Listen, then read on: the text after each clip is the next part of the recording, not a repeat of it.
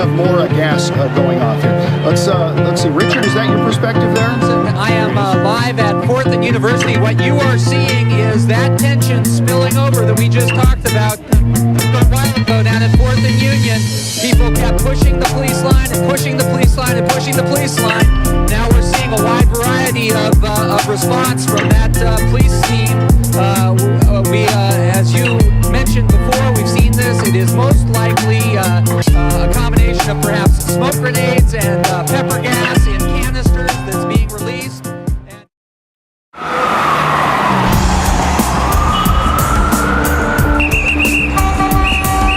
Bienvenidos a la primera temporada de Sin Fronteras, la lucha social a través de Estados Unidos. En este primer capítulo nos encontraremos aquí, en la ciudad de Nueva York, para conocer distintas experiencias de organización y lucha.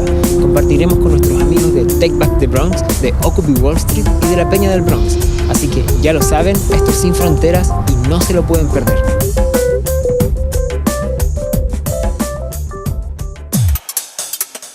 According to U.S. government data, the state of New York currently has a population of over 20 million inhabitants with a multiracial composition, where currently the Latino population of the Dominican Republic and Puerto Rico is in the lead, followed by African American, African, and Asian populations, while native ethnicities are now less than 1% of the total population.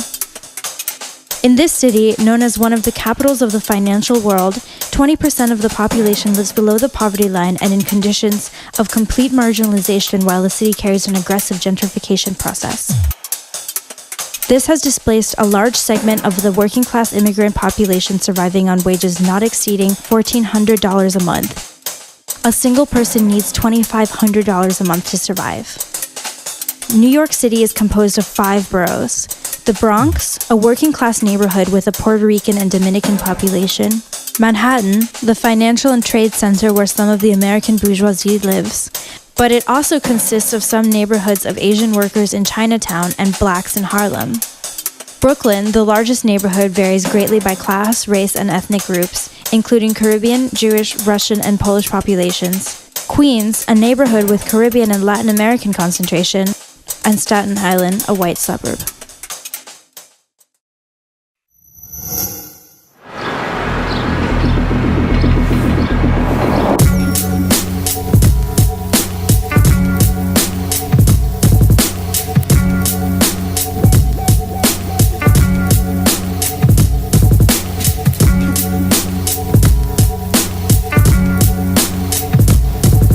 Estamos junto a Chino y Jackie, ambos integrantes de Take Back the Bronx.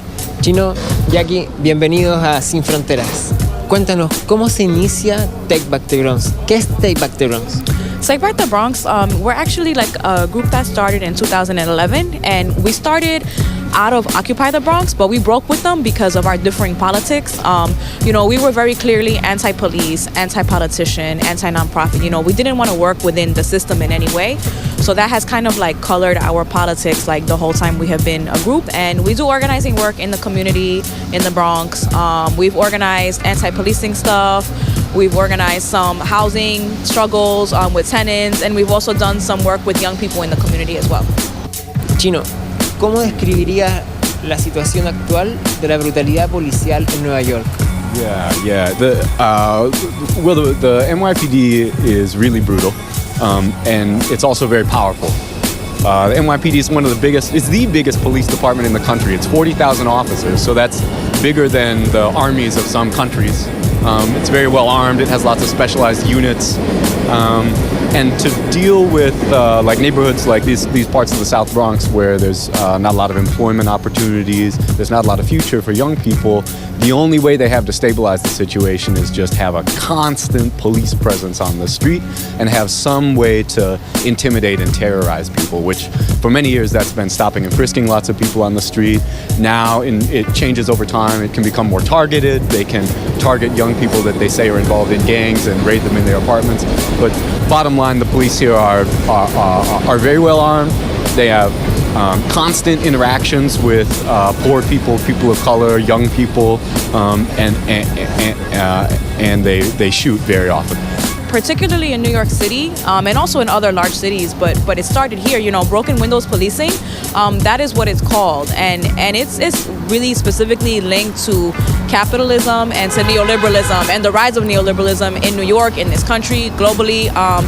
And so, you know, we have to keep those relationships in mind, that policing was never good, but it really changed after the 70s, particularly like in the 80s when broken windows was created. It was created to specifically control segments of the population like this that are not useful to capitalism, that are not useful to capital, to the neoliberal ideology, you know, where they want to push and create, you know, a bigger gap between rich and poor, and, you know, everything that goes along with neoliberalism. Like this population and populations like this are almost like a threat to that, you know, like they're not able to, the system's not able to use them to generate income or money or whatever. So that's why this form of policing also exists here. The police in New York City have always been terribly racist, terribly repressive, you know, and more people are hearing about that now, in part because of protests and in part because of the internet. That's good, you know, not gonna shit talk that, but at the same time, there's more and more military hardware in the hands of police officers. There's just technological changes. They have like more and more dangerous arms. So police now, I think statistically, they use their weapons less, but they fire 3 or 4 times as many bullets. That's why you see people being killed in hails of like 40, 50 bullets, because they have guns that can fire that many off and they can reload them really quickly. So they have the ability to kill more effectively and also surveil. So they're like, NYPD now is monitoring kids' Facebook groups. If kids say something that they think they can misconstrue as being involved with a gang, they'll go knock down their door, mass arrest maybe 40 or 50 kids at once, which just happened in the public housing in Harlem. So they also have different systems of surveillance, repression, where people are not just living in danger of being beaten up or shot, but they're just in constant fear. They're always looking over their shoulders.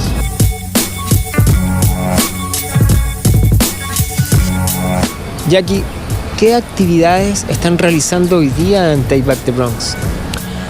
So we have done quite a few different things. A lot of our work is around like anti-policing stuff.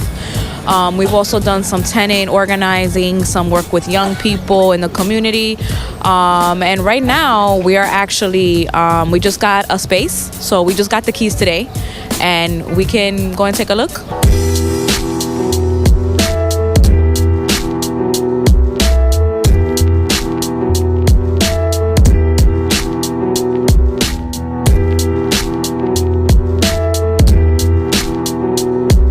Bueno, nos estaban contando sobre las actividades que están realizando en la actualidad.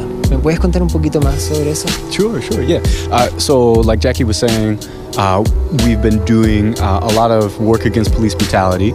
There sort of a steady stream of incidents, kids getting beat up by cops, kids being harassed by police officers quite a bit. So we've done things in different neighborhoods, including a young man being killed named Lamarley Graham in the northern Bronx. We've also worked with tenants, done some tenant organizing. A lot of people live in buildings that are really subpar. The conditions are really bad. And the landlords are just taking the rent and running with it, basically. So we organize the tenants together to fight for their rights, maybe win repairs in their buildings, things like that. We've done a few other things. We've defended community gardens that were under threat of eviction, that were going to get kicked out. There's hundreds of community gardens across the Bronx, actually, established in the 70s. So there's a big, a lot of Black and Puerto Rican community gardens where people grow their own food, have their own community centers, so we defend those.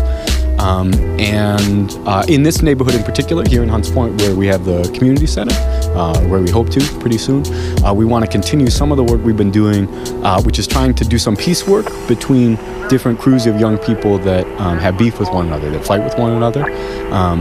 The maybe conflict over territory or respect, while at the same time, the police harass them every day, you know, and benefit each time a young person hurts another young person or kills another young person, the police get more arrests, more people in cages.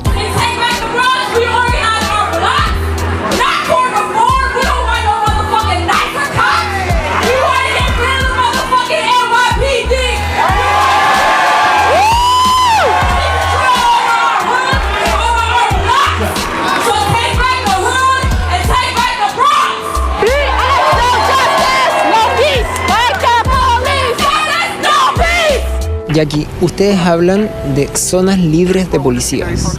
¿Me podrías contar un poco más sobre eso, por favor? No cop zones are something that we began doing in the very beginning in 2011, and the idea was that we wanted to show that in our communities we can say no to the police and we can have like a space that is controlled by us, by the community. So we began doing it in the North Bronx, actually.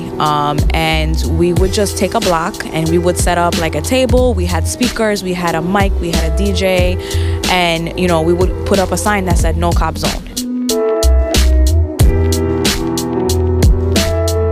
Basically, it was a space where we would tell people like who were passing by and stuff in the community, we were like, this is an open mic, this is an open space. Anybody who wants to take this and talk about the issues with the police, you are free to do it here. And this is not a space for the politicians or for, you know, the police or the state or, you know, any of those people. This is a space only for the community. So people would do it. Like a lot of young people too would get on the mic, and some of them like would just get on and the only thing they would say is fuck the police. But that was it. But there was something like very empowering about being able to say that openly in your own community, you know, in a space that we know is safe. So that's how it kind of started. And we did it for quite some time. And, you know, we were able to meet a lot of people through doing that. And we were able to expand a bit on the conversation around policing in the Bronx. So that was really helpful. You know, we took a little break from doing it for a while. But now that we have a space, like, we're hoping to be able to, like, really have that be one of the central things that we do. And we want to be known in the neighborhood for doing, like, the no-cop zones, for being the people that do the anti-policing work. And in the neighborhood that we live in, you know, we already have a little bit of that because we've been doing work. And so people, when they see us, they say, oh, you guys are the ones who, you know, say fuck the police all the time. So that's how they associate us, you know.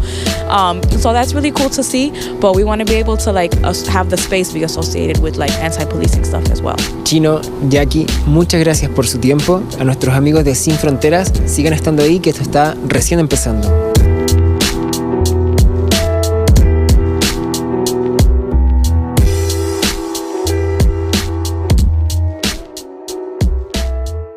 Keep watching, no borders. Have a good one. Bye. Be safe.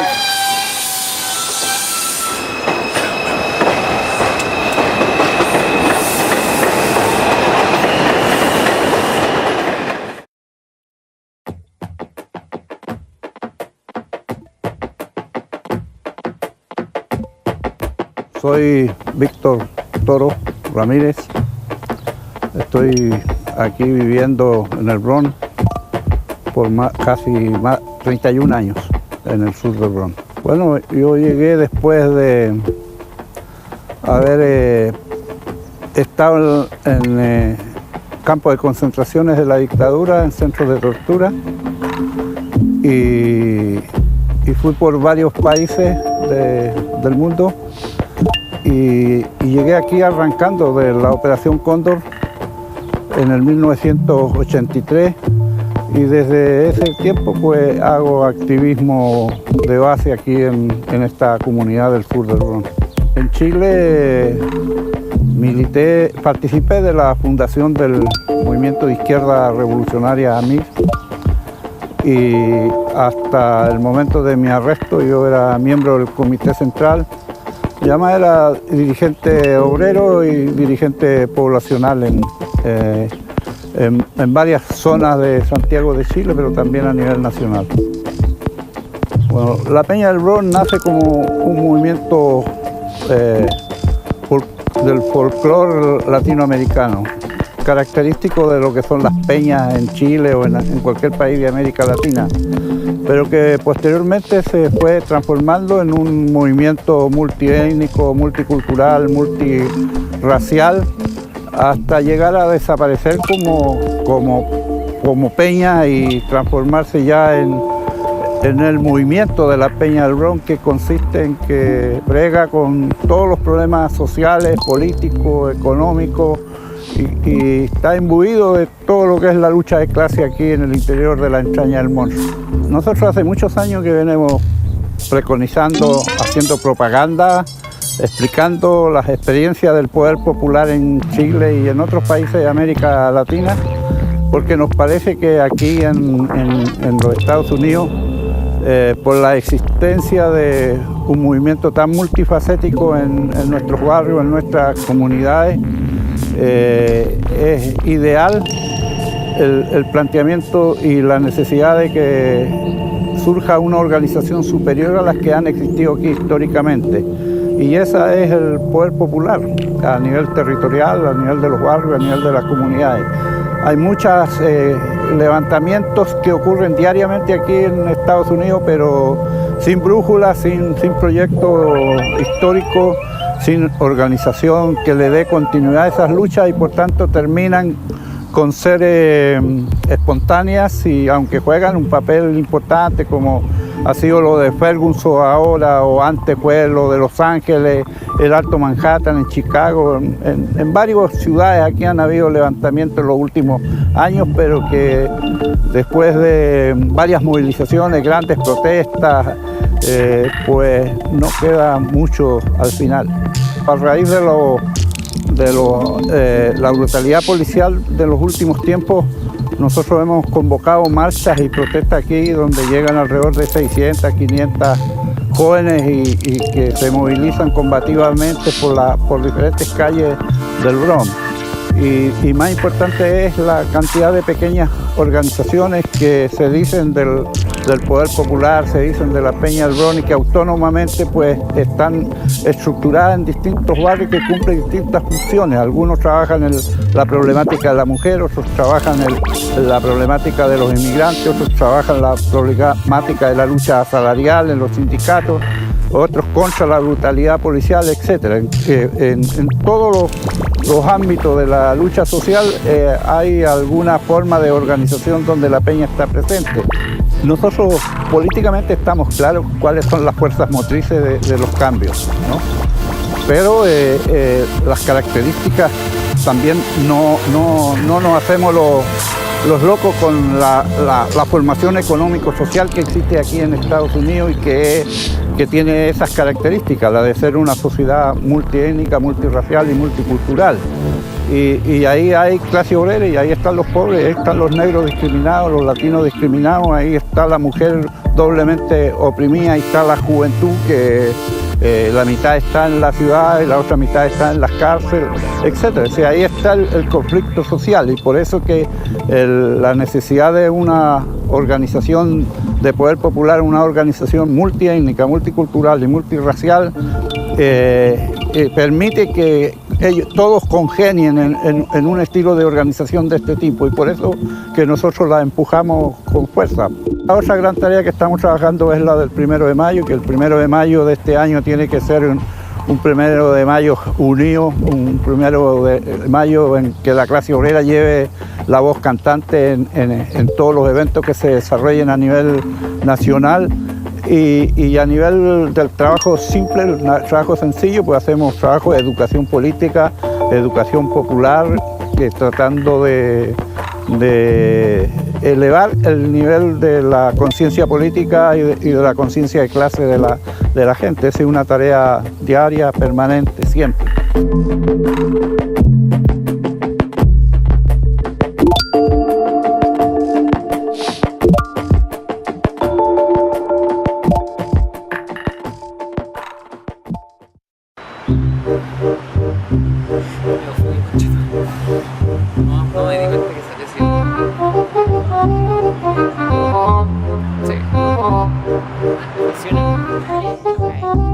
Hi, this is Blue Stockings. We're at 172 Allen Street on the Lower East Side of Manhattan. We are a radical bookstore that is collectively run and volunteer powered. And please continue to watch No Borders.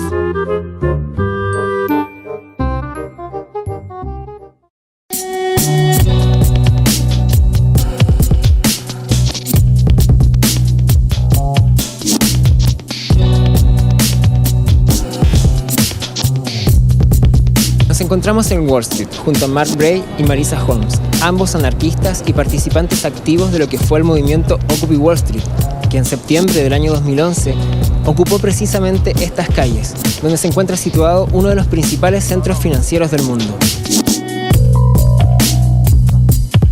¿Cómo se inicia el movimiento Occupy Wall Street?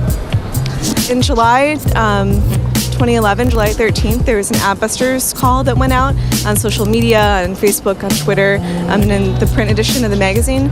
And some people in New York heard about this through anti-austerity movements that had been ongoing against the budget cuts, etc. And so there was an interest in coming to Wall Street, the symbolic center of global capital, and to confront the crisis. Recientemente publicaste el libro La traducción de la anarquía, el anarquismo en Occupy Wall Street. ¿Cuáles son las influencias del anarquismo en este movimiento? Yeah, well, I think you can see in the United States and in many countries around the world the development of more of a horizontal anti-authoritarian socialist presence, especially after the fall of the Soviet Union, the recognition by a lot of people that the old authoritarian Stalinist methods of doing socialism don't work.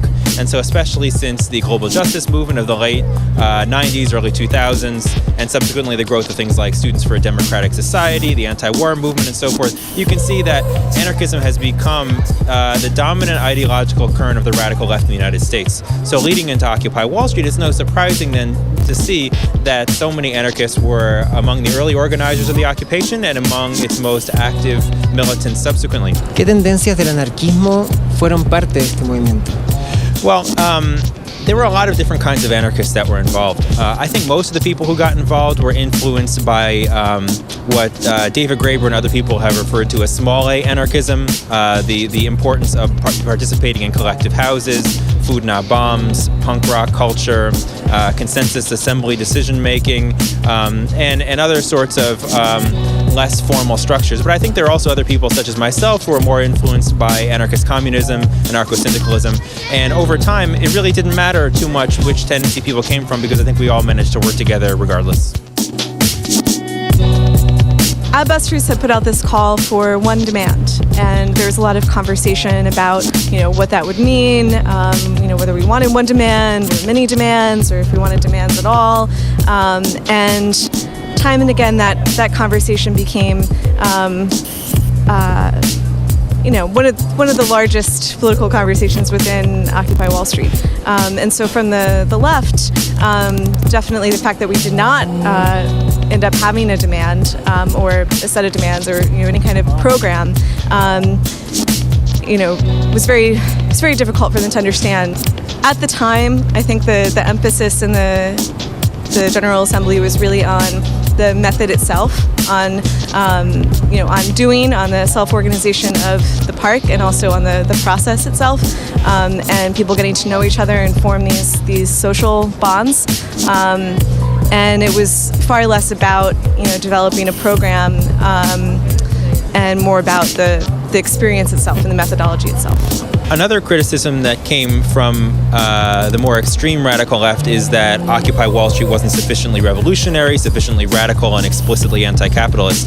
And so for some people, if all of our messaging, all of our signs, if they all didn't say the most radical thing possible, then Occupy Wall Street was reformist and garbage. And so one of my motivations with the book is to show that if you want to have a mass movement, you need to find what kinds of issues people are interested in, get them involved in social struggle, and incorporate radical ideas into praxis, because if they're just ideas without being part of mass struggle, they don't mean anything.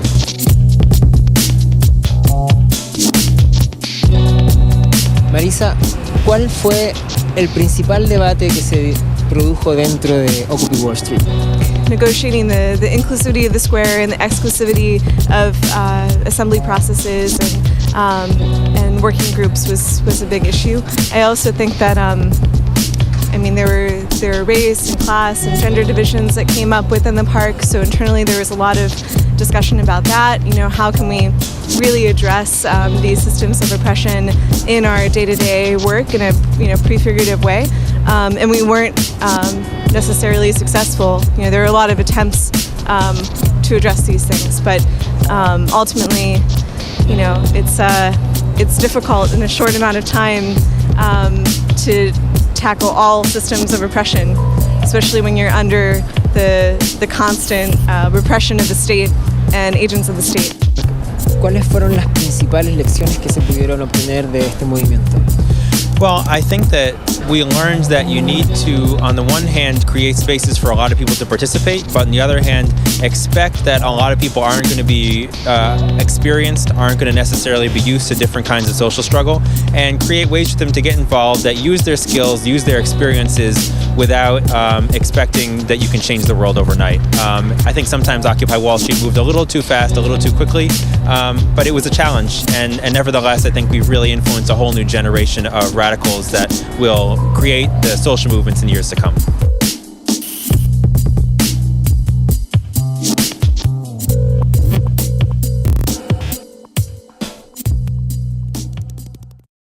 Estamos llegando al final de nuestro primer capítulo y para cerrar hemos invitado a IB, un rapero que con sus letras ha acompañado las luchas contra la brutalidad policial aquí en el Bronx. ¿Qué es para ti hacer rap en el Bronx? Well, for me, you know, being a rapper in the Bronx is like being a rapper anywhere, you know. It gives me the opportunity to express myself, you know, express what's going on in my surroundings, because that's all I put in my music, you know, things that's going on, current events. And out here in the Bronx, you know, it's a lot of issues that's going on to where that needs to be touched. So I'm privileged to be able to rap out here and, you know, give the people what's going on.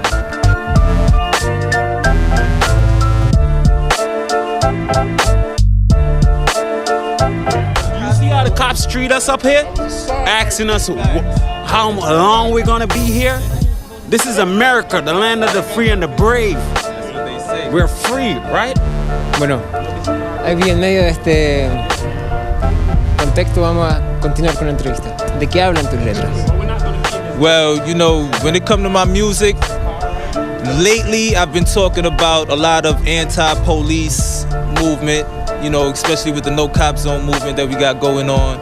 So that's really what it's all about right now. It's just spreading the word, telling people, letting them know it's time for us to stand up. No more fear, none of that. No Cop Zone, which is a mentality more than anything. It's bigger than the police. It's about starting our own businesses, employing our own, taking over our community, you know, showing them that we don't need them. So that's mainly what I put in my music. Because I got my own little strategy formulated, and music is a part of it. Because, you know, through media, that's how they got us poisoned in the first place. Through the music, they put millions into hip-hop so they could control it and keep our minds damned, you know. So me, I try to reverse that. And I don't got the millions, but, you know, I got the power in the people. So I build with my people and try to keep it going and spread the message through my music to embed it in the people's head, especially the kids, because that's what it's about. Tú participas en las zonas libres de policía. Cuéntanos un poco de eso. Well, you know, I'm real active. My family, I deal with a group called Take Back the Bronx, and we started the No Cop Zone movement.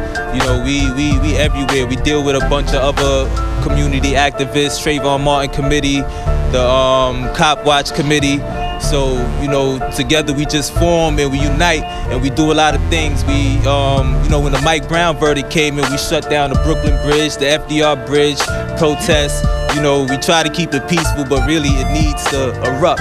We need to burn everything down and build it back up, you know? That's the way I see it. I mean, you know, burning could be physical as well as mentally. So we gotta destroy what was built to destroy us. We gotta destroy that and build something else that was built to build us. So, you know, my involvement personally is just building with people, building with my people, keeping positivity out there and showing them hope that it's a better way, you know, that we could do for ourselves. So that's about it. Bueno, esto ya está finalizando, pero para cerrar los dejamos con IB. Nos vemos en el siguiente capítulo. Peace to the guard, know what I'm saying? It's the No Cop Zone 7 Squad. The guard I be the guard forever you need the law. Down here in the belly of the beast in Smith State Prison down in Georgia. The depths of the plantation. Still letting that music flow freely all over the universe. Make sure y'all do the knowledge to this shit divine, man, so you can see where the guard be. And I'll be supreme. Let's set a blaze in this motherfucker. Show them pigs if they fuck with one of us. Hella raised in this motherfucker. We done suffered hella days in this motherfucker. Now it's time to turn the page in this motherfucking book that we call life. New chapters. I chase the same game that corrupted these new rappers. The money, the fame, which abducted their minds after. But me, I'm a rebel himself. Sent here to go to war with the devil devil himself. You know the story. How I be God. Competition best be warned. If you ain't about this revolution, motherfucker, be gone. It ain't a problem in the hood that I don't speak on. I'ma keep speaking my peace till them problems is gone. Still screaming, fuck police. That's word to the squad. Yeah, I stomped through the yards where the rebels went hard. Still screaming, fuck police. That's word to the squad. I can't wait till the day we go and open them gates and get my niggas from up out of the state. I know that there'll soon be a time when the ghetto escape, taking back what was ours from the gate. Competition better not even step a foot in my way. My energy is on a whole nother plane. I'm down to lose it all so my 7th squad army could gain and build on to a whole nother plane. I'm so planet, no love for the other side. I sip slow when my mother cried, cause that's the day my brother died. But soul whispers in the background, so fall back with the dap pan. That's revolute and stand your ground. When they do it, they so abusive. We used to it, we start looting. That's so stupid, bang for your brother. And like you know the others, I'm a wise dome, you dealing with a sharp motherfucker. Reparations are reinstated, it's due payment. No banana in the tailpipe, lame shit. We keep the water, essential key element. Let's push forward until they all irrelevant. And I ain't waiting for the miracle that's heaven sent. I wanna see the laws of nature set the precedent. And yo, they murder the youth, they lie when they shoot.